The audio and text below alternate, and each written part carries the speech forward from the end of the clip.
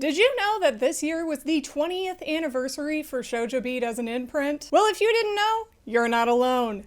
Viz Media forgot about it too. Throughout the entire con season, there was nary a mention of this huge imprint for the brand having their 20th anniversary this year. The most acknowledgement we got was from Crunchyroll, which courageously gave us, wait for it, buttons! Yeah, our birthday present this year were some under-advertised buttons that were only available on the Crunchyroll store, and a Stan account looking ass tweet from Shojo Beat themselves. Mom and Dad forgot our birthday this year, guys, and all of that after I gave one big bootlicking apology to them exactly 1 year ago. You know what? I deserve a crash out just this once, if you'll excuse me. This is a really difficult decision tonight. It put me in a very difficult place. Both of you will pack your bags and return to the loft. This is a joke to you. You've been through anger management. You've been through your grandmother getting her lights turned off to buy you a swimsuit for this competition. And you go over there and you joke and you laugh.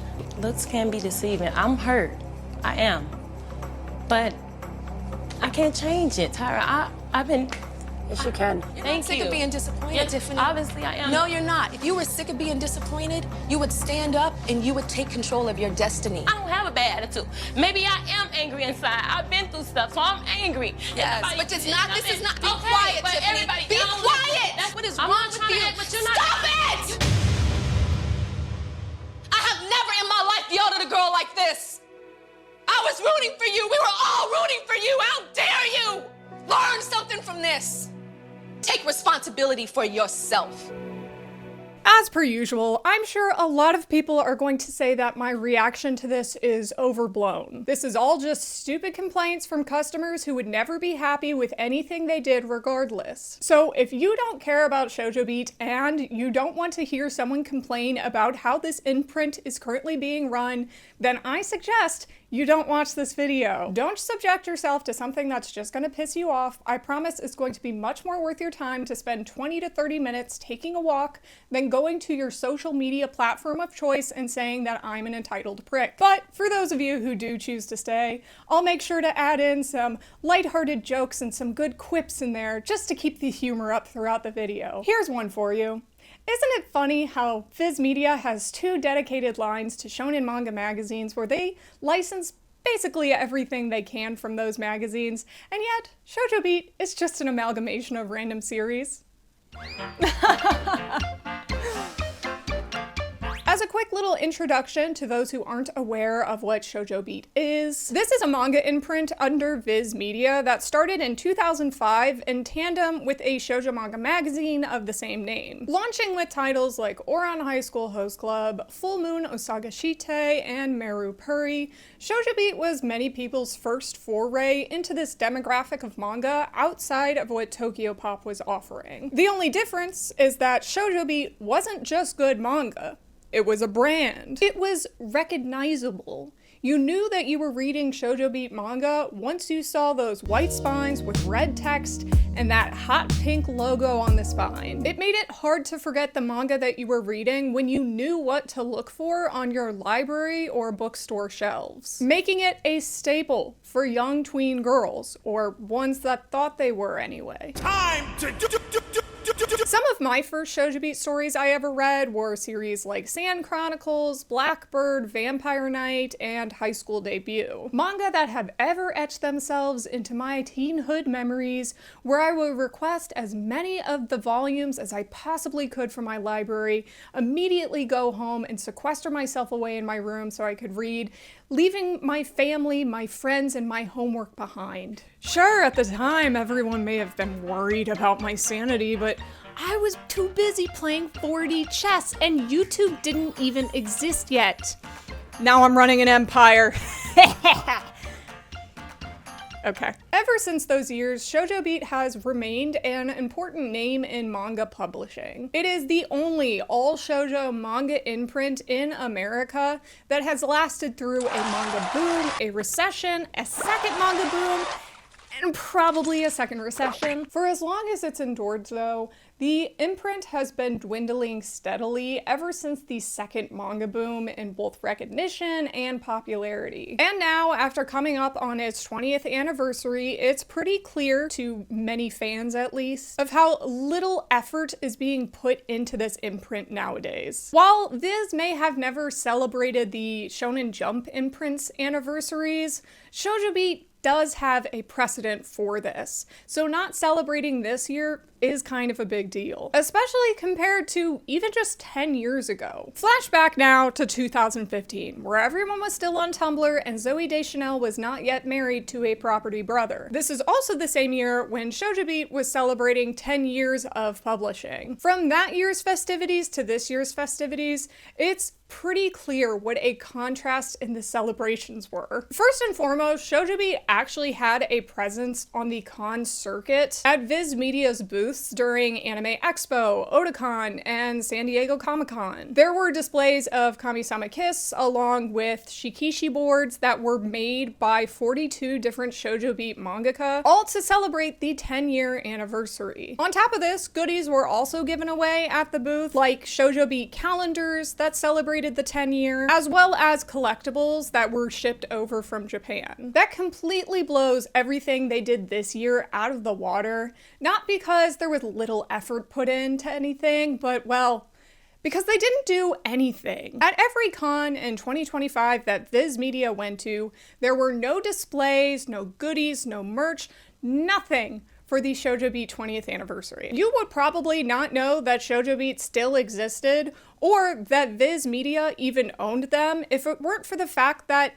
Nana is single-handedly keeping this imprint from having any sort of relevance to the company. They act like they have zero currently releasing titles in Shojo Beat that are in fact new series that could stand to have any sort of promotion. A Star Brighter Than the Sun has an anime currently airing right now from an author that's pretty popular from them. Timon's B-side comes out in January. But don't worry, the chicken manga was heavily promoted at every single con like their lives depended on it. Probably because they do kind of, since the chicken anime is getting worldwide representation from Viz.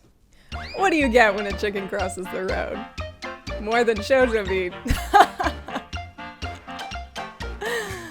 The only goodies that have been given out for the Shojo Beat 20th anniversary this year were buttons that came with specific purchases of Shojo Beat manga from the Crunchyroll store only. I guess it's something at the very least, but buttons are literally one of the least expensive freebies, as well as the fact that they were literally never advertised anywhere. The only reason I even knew about this promotional campaign is because it would show up sometimes on my For You page. Neither Shojo Beat nor Viz ever promoted that this was running on their main accounts, and this promotion went from like May until just recently. This is one of the most low effort items for a 20-year anniversary celebration, and it didn't even get an acknowledgement. Back to the 10-year anniversary though. We didn't just see booth displays and goodies at these cons, we also saw an actual interest in bringing over creators of the popular series that they were publishing in English. To celebrate the 10-year anniversary, they brought over Julieta Suzuki, who is the creator of Kami-sama Kiss, to have a panel and autographs at Anime Expo. This was actually her first time ever getting recognition outside of Japan for her very popular work. Some specially selected fans even got to have tea with her after the panel for a small social setting. Julieta Suzuki wasn't even the first mangaka that they brought over for a Shojo Beat anniversary. For their 1 year, they also brought over Matsuri Hino, who is the creator of Vampire Knight, which had just come out in English back then. Oh, to be young again and not have any clue what was going to ensue in that series. This whole time, I've been in love with my brother. Even as recently as 2019, they brought over the mangaka Bisco Hattori, who is the author of Ouran High School Host Club, to host a panel at Anime Expo. This almost lined up with their 15th anniversary, but not quite. They get a pass though, considering 2020 would have been their 15th anniversary, and they were definitely not going to do a big party or anything for that year. Having absolutely nothing at any cons for the 20th anniversary of such a big imprint really really shows the lack of care for the imprint at this moment. At one point, there was clearly money and attention being put into this label, considering they were able to bring mangaka over and actually do booth displays and giveaways. Yet, even though Shojo Beat is seminal to Viz Media as a brand, ever since the manga boom of 2020 and the subsequent explosion of Shonen Jump, they can't even pretend to care about their other customer base anymore. Shojo Beat is the Kevin McAllister of Viz Media, except in this Home Alone universe, our mom isn't Catherine O'Hara, it's Rhea Perlman, and she is not running home from New York anytime soon. While the Shojo Beat anniversary was actually back in July, I wanted to wait to put this video out. I was not going to jump the gun with my complaints of Viz Media until they had all of their license announcements out of the way. After all, they could always turn around this dying party celebration by actually giving us a dedicated license announcements for all new Shojo Beat titles. Copium. Or maybe even give some sort of acknowledgement that this manga imprint is still loved. Wish fulfillment. Well, I waited and waited and waited some more. Finally, after the October license announcements, the last of 2025, we got confirmation that none of that happened. So I'm officially able to complain about the fact that Viz didn't even celebrate the 20th anniversary of Shojo Beat by giving us a ton of new manga licenses. Knock knock. Who's there? Shojo Beat. Shojo Beat who? Shojo beat their record for licensing the fewest manga in a year. For those of you who don't follow the manga schedule for Shojo Beat and all of their releases, as of this year, their catalog is getting very scarce. This has been a growing conversation between shoujo fans throughout the year, as there are just as many ongoing titles as outgoing ones. This year was more needed than any other time to start filling up the catalog again, with so many different manga having completed throughout the year. Currently, the imprint has 13 ongoing manga series, with only 4 of these being new within the last 2 years or so. These ongoing manga have no set end dates. Nowhere has rumored that they were in their final arcs. These are going to have staying power and they won't be going anywhere for a little while still. Compare that to the 37 titles that are currently ongoing in Shonen Jump right now, with about 8 of them or so having started to release in the past year. Along with those 4 new Shojo Beat titles, you also have 2 or 3 that are ongoing but are kind of more on wonky release schedules. You don't really know when these manga are going to come out with a new volume, if they ever will at all. That includes Kaze Hikaru, which is on a schedule of 1 volume per year, which puts that at a whopping 12 more years until the manga ends.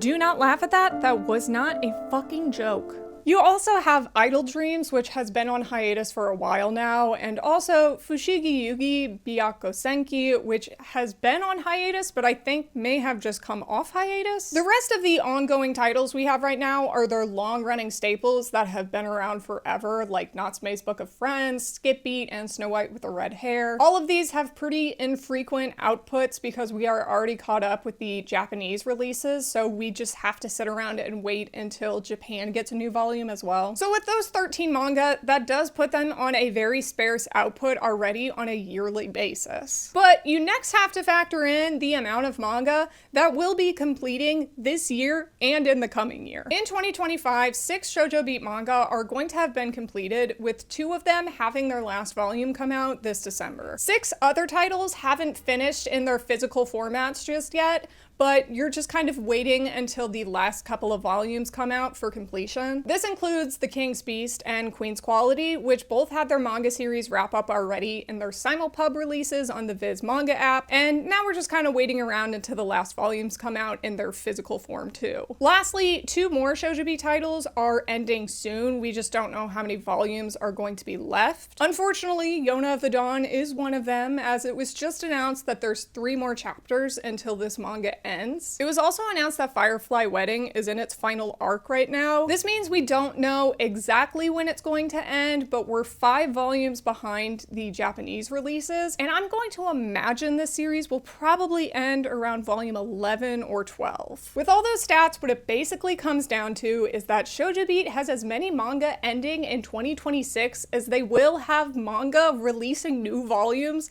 in that same year. The output of manga is incredibly unequal, and it would have made so much sense to use the 20th anniversary to balance those scales again. However, they couldn't even do that. Compared to last year when they actually had a couple manga announcements for Shojo Beat that were worth a damn, this year has been one of their most lackluster yet. It felt like we were transported back to 2022 and 2023 years of Shojo Beat, where consistently my disappointment was immeasurable and my days were ruined. But hey, at least this year they didn't put a Shonen Jump manga in the Shojo Beat imprint.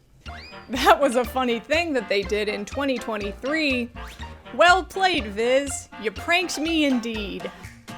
So what all did we get licensed from Shojo Beat this year? 2 brand new titles from Shojo Beat mangaka that apparently is the only ones they know of, and 1 physical release of an already simulpub digital series. Yeah, so this year saw us get 3 new manga titles to replace the 6 outgoing manga series and 6 more outgoing manga series. Of the 3 titles, we got a new old Ayazawa series called I'm No Angel, which means Viz is now officially out of all of her most popular works, forcing them to possibly have to go back to her one-shots from the 80s, which might be unlikely. They also announced the release of Shojo Beat's other mangaka darling, Iosaki Saka's new work called Daydream Darling. This is on the heels of her previous series, Sakura Saku, ending in December this year, because heaven forbid we go 2 seconds without an Iosaki Saka manga in English. Heaven forbid we give any other mangaka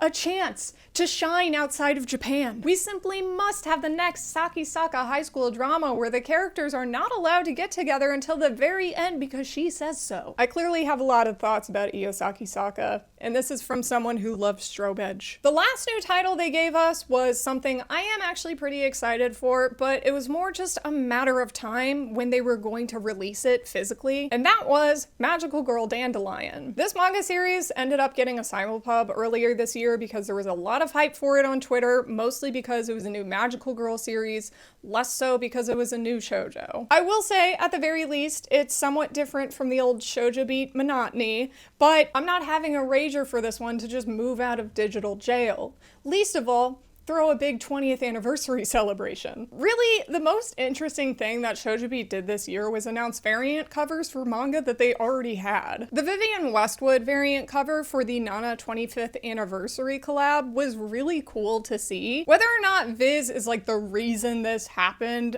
I guess is up for debate. The fact that it happened at all and we actually saw a really cool variant cover come from it is still something to be applauded. Literally everyone wanted to get their hands on this manga that it basically sold out everywhere. In addition, in the last licensing announcement, they also announced that they're going to be doing a variant cover for the final volume of The King's Beast, which will come with an art book. This is something that's pretty cool because Shojo Beat hasn't done final cover variants since Takane and Hana and Kami-sama Kiss in like 2018. So while it isn't like a new thing that they're trying out, it's at the very least something. I do think a lot of my issues with the lack of Shojo Beat licenses this year could have been fixed if they had any sort of simulpubs going on the Viz Manga app. The last time I talked about Shojo Beat was last year when I was hyping them up so much for having released the Viz Manga app and adding shoujo to it. They gave us simulpub releases on launch for shoujo titles like Queen's Quality and The King's Beast, and as well as making older Shojo Beat titles accessible like Basara. But ever since they launched this app, 2 of the 3 shoujo titles that they were simulpubbing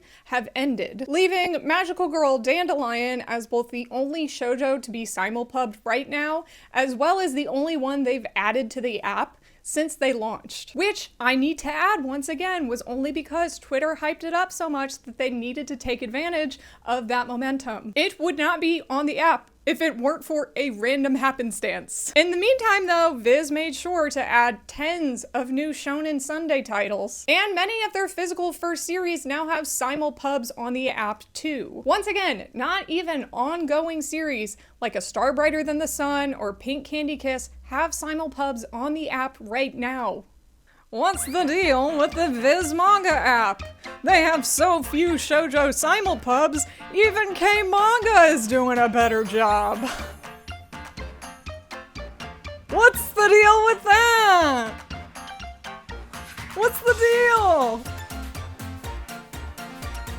Nothing from this year of Shojo Beat licenses has excited me. Nothing this year has made me feel like it was continuing in the direction that I felt like it was going last year. It went straight back to the stagnant expected releases of the years prior to the one holy year of 2024. I will say I was never expecting to get back-to-back licenses like Colette and a re-release of Red River or Pink Candy Kiss again. However, I was expecting Viz to give us something to show that they cared about the 20th anniversary or Shojo Beat as a whole. But no, they are retreading the same old ground that they have continually tread on since they started this imprint 20 years ago. Once again, trying to bait you with nostalgic offers and nothing to keep you with them for years to come. Nothing that makes you want to check out other series that have that same hot pink logo on the spines. In the past years, Viz has clearly been trying to make riskier moves with its company. While overall, yes, they are kind of one of the safest manga publishers in English, and this is on all fronts, it's not just with Shojo Beat, but when they do step out of the box, this is going to be for a predominantly male audience. This would include licensing titles like The Climber or Kingdom, which got huge public outcry online before they got picked up. They've even gone so far in on Kingdom that they are going to be releasing one volume every month until they catch up on the release in Japan, which is like volume 75 or something. And no, I'm not bitter at all about the dudes who spam post under every Viz Media reply get their most requested license ever. But shoujo fans who do the same, probably even less so than that, are told they're complaining and said that reading scans online don't equal book sales about fucking Yona of the Dawn. There definitely isn't a stark contrast in how fans are treated based on how perceivedly feminine their fandom is. This whole video isn't just about the 20th anniversary for Shojo Beat being a nothing burger of a party. It's not even about how Shojo Beat flip-flops every other year from being a decent bowl of honey bunches of oats to the raisin brand of shoujo publishing. It's about how a 20-year-old established brand like Shojo Beat can't even get recognition these days. No promo from their company, no promo at cons, no acknowledgement of their entire existence. When an interesting looking shoujo title comes out now, it's going to either be from Yen Press or Seven Seas. Several Hanato Yume and Lala titles, which are what many of Shojo Beat's most beloved series come from, are getting yoinked out from under them so they can license the same old same old. Don't get me wrong, I like that they have competition. It's a good thing. But that would only be if it actually lit a fire under their ass so they would do something interesting and show us how they are the shoujo publisher. As always, I'm not here to just shit all over Shojo Beat or any editor on the team because I hate them or something. I know every time I go on a rant about any sort of English publisher, people are running to the comments telling me that I'm spoiled. But I am complaining because I love this brand. I love this imprint. I love Shojo Beat. Shojo Beat has shoujo in the name, so I just want it to show people what shoujo manga is capable of by publishing new and interesting things. I would love to see something a bit more risky, like Bokoku no Marguerite or Mimizuku Toyoro no O get licensed. It's crazy to me that these are even considered risky titles, but because of the fact that they aren't established authors means that they're risky to people. I would also love to see newer works from upcoming authors characters given a shot, like Angel Mate or Ryu no Kagehime. It would be especially amazing if instead of waiting for a miracle event like Magical Girl Dandelion getting popular to happen again, we could see titles like Shojo Beat from the mangaka of Kimi ni Todoke, or Kimi wo Wasureru Koi ga Shitai have simulpubs. The entirety of 2025 has just been a disappointing year for Shojo Beat. Most of us fans are used to that from this imprint at this point, yet a lot of us were still keeping some crumb of hope just because it was the 20th anniversary this year. It does feel like every year, Viz is trying to dissolve this imprint more and more until they get rid of it entirely. If they're putting no investment into its future, giving it no promotion or marketing, then it only feels like a matter of time until they say demographics don't matter and move on to something else. I don't mean to doom post, that's just genuinely how I feel. This is just a genuine opinion. I'm not saying it's happening. Even if 2024 was uncharacteristic for how Shojo Beat has operated in the past 5 years, it still gave us a glimpse into what it could be. They showed us that they can do a good job. They showed us that they can do interesting new licenses. However, Viz would need to continue that effort and continue that investment. Whether that means Shojo Beat gets a total overhaul or not, it needs to revitalize the brand and make it something that is worth paying attention to for the next 20 years as well. But hey, there's always next year. Maybe then they can turn it around for the better once again.